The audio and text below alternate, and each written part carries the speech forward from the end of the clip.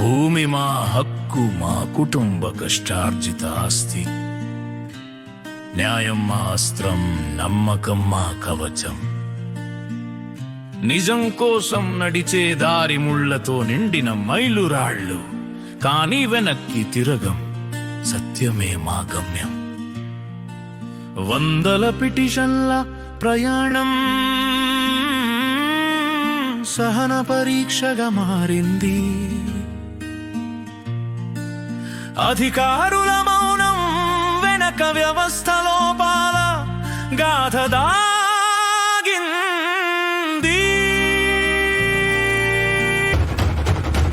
మా భూముల చరిత్ర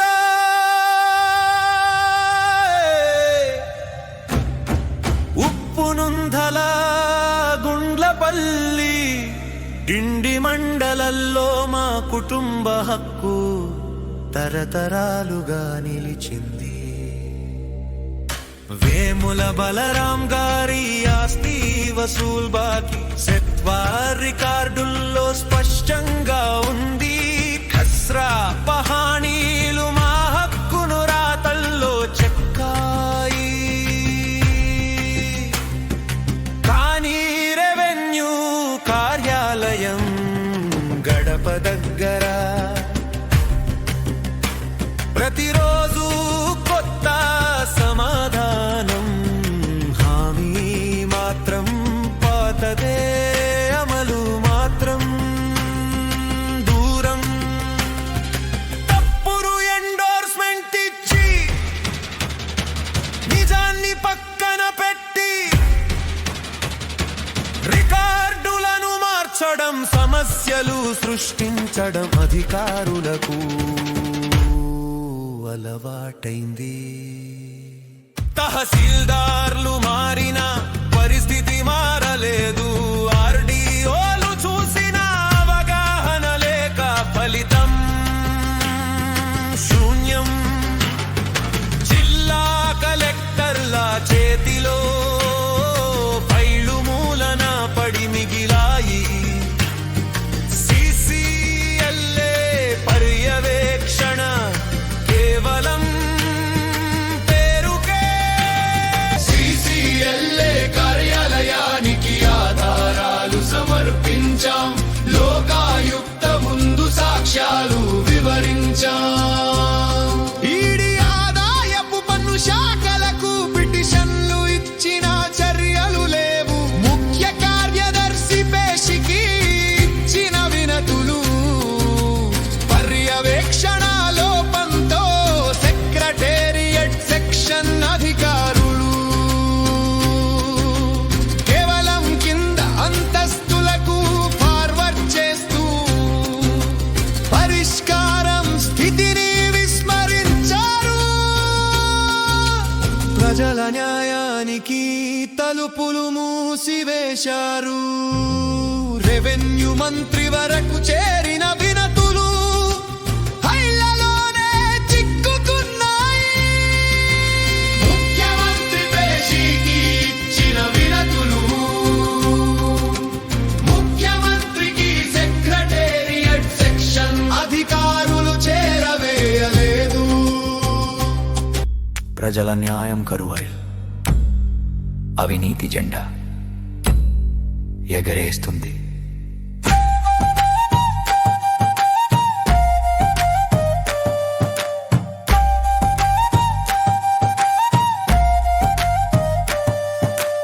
అధికారుల మోసం, ప్రభుత్వ భద్రత లోపం, సెక్రటేరియట్ సిసిఎల్ఏ ఉత్తర్వులు వచ్చినా అమలు కనిపించలేదు. ప్రజాభవన్ వినతులు తహసీల్దార్ టేబులు వద్దే మాయం అయ్యాయి. వేముల వెంకటమ్మ పేరు వినగానే అధికారుల గుండెల్లో భయం. ఈ భయం భూమిని దక్కించలేకపోయినా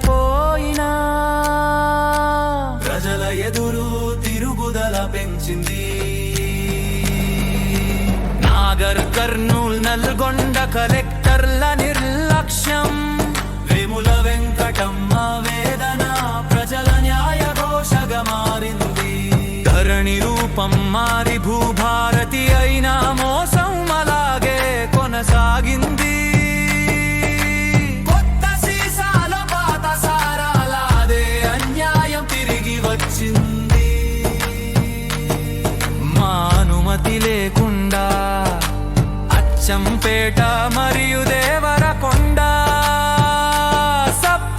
రిజిస్ట్రార్ కార్యాలయంలో రిజిస్ట్రేషన్లు జరిగాయి. నకిలీ పత్రాలు మార్పిడి, హక్కులకు గట్టి దెబ్బ, ధరణి లోపాలు సరిచేయకుండా భూభారతి తెరపైకి వచ్చింది.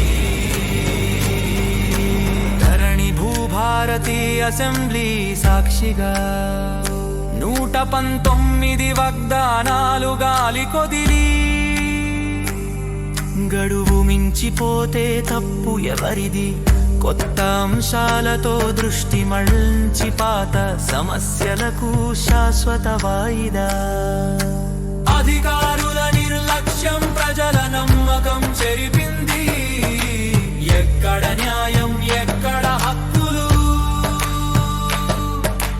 ప్రజల కోసం ప్రమాణం చేసిన ప్రజాప్రభుత్వం ప్రజలకే సమాధానం చెప్పే రోజు ఎప్పుడు?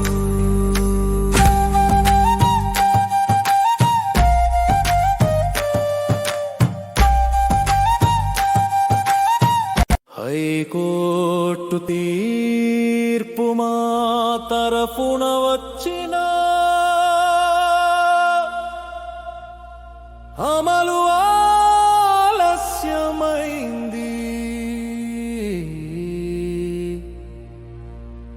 లోకాయుక్త ముందు రెవెన్యూ అధికారులు గైర్హాజరు, విచారణాగింది.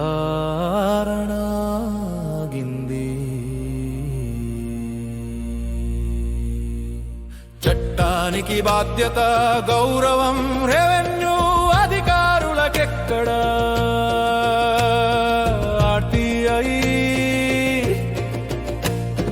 చట్టం కింద సమర్పించిన పిటిషన్లు కింది స్థాయి అధికారుల వద్దకు చేరేలోపే 30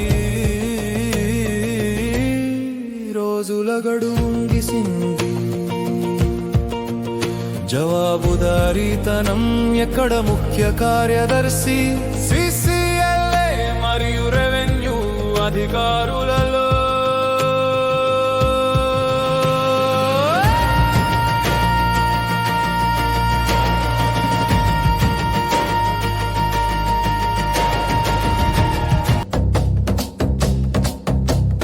ప్రజాస్వామ్యంలో చట్టం ఉన్న అమలు ప్రక్రియలో ఇంకా ఆటంకాలు మిగిలాయి.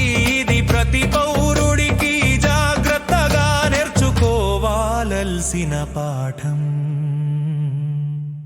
అధికారులకు ఇది ప్రజాసేవ లేక రాజకీయ సేవ?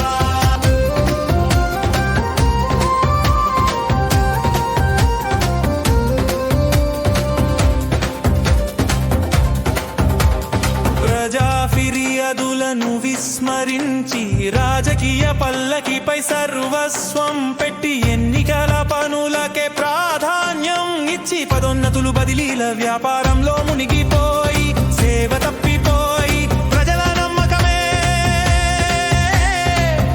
కుప్పకూలింది.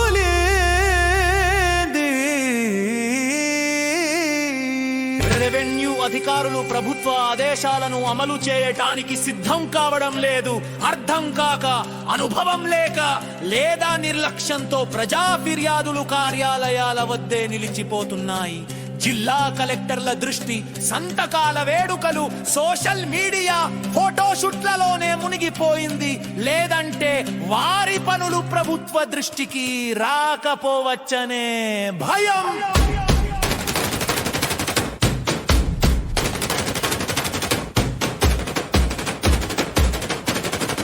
అయితే ప్రభుత్వం నాగర్ కర్నూల్, నల్గొండ జిల్లాల కలెక్టర్ల పనితీరును ఎందుకు పర్యవేక్షించలేకపోయింది? వేముల బలరాం గారి ఆస్తి కాని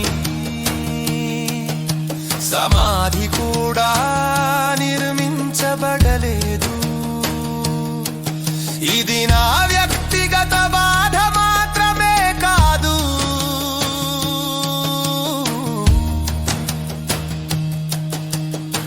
అనేక కుటుంబాల అనుభవానికి ప్రతిబింబం.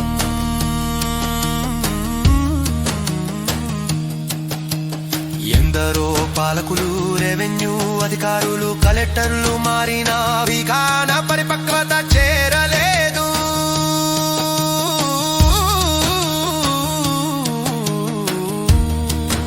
ఇది పాలనాలో పాలకు ఒక చారిత్రక సాక్ష్యం. ధరణి చట్టంలోని లోపాలను సరిచేయడానికి ప్రయత్నం. నా కుమారుడు వేముల బాలయ్య తెలంగాణ రాష్ట్రంలోని రెవెన్యూ పరిపాలనా వైఫల్యాలు మరియు భూమి హక్కుల సమస్యల నిజ జీవిత అనుభవాల ఆధారంగా చట్ట ప్రతిపాదన రూపొందించాడు. తెలంగాణ రెవెన్యూ పరిపాలన మరియు హక్కుల చట్టం విడివ చట్టు రూపుదిద్దుకుంది. గవర్నర్, రెవెన్యూ మంత్రి, ముఖ్య కార్యదర్శి, CCLA ధరణి కమిటీకి సమర్పించబడింది. భవిష్యత్తులో పారదర్శకతకు దారి తీయాలనే ఆశను మోసుకు వెళ్తుంది. ఈ కథనం వ్యక్తిగతం మాత్రమే కాదు, ఒక చరిత్ర పాఠం. ఆధారాలు, చట్టబద్ధ మార్గాలు, భవిష్యత్ తరాలకు మార్గదర్శనం.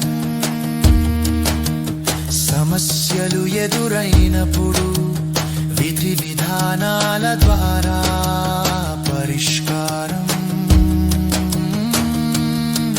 వెతుకుదాం. వేముల వెంకటమ్మ గళం తెలంగాణ చరిత్రలో చిరస్థాయిగా నిలవాలి.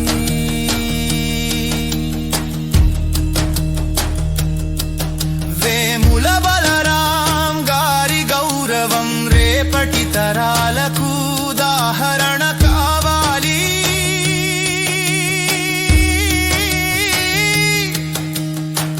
ఈ గీతం ప్రతి గ్రామంలో జ్ఞాపకంగా నిలవాలి.